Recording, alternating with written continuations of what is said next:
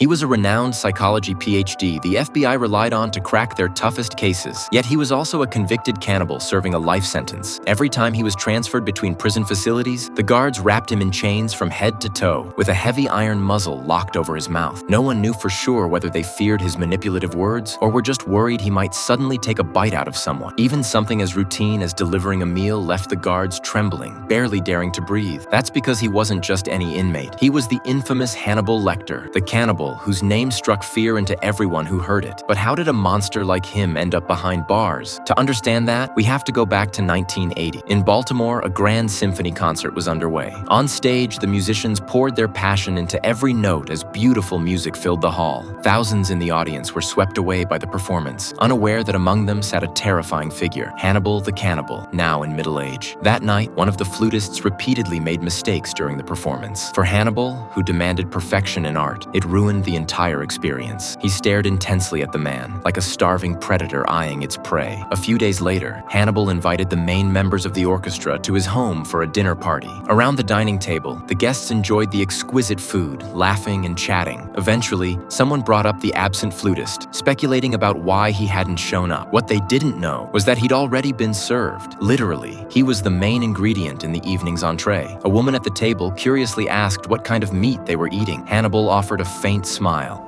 If I tell you, I'm afraid you won't even try it.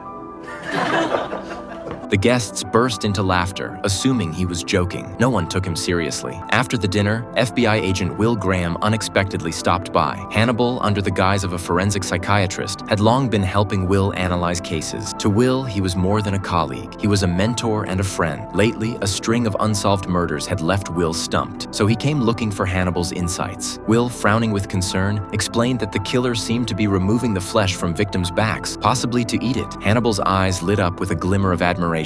He praised Will's instincts and confirmed the theory was sound, but admiration only went so far. If the conversation continued, Hannibal risked talking himself right into suspicion. He politely cut things short and told Will to go home and get some rest. "We'll talk more tomorrow," he said, before getting up to grab Will's coat. In that brief moment alone, Will glanced around the room and spotted a book. That book would become the key to everything that came next.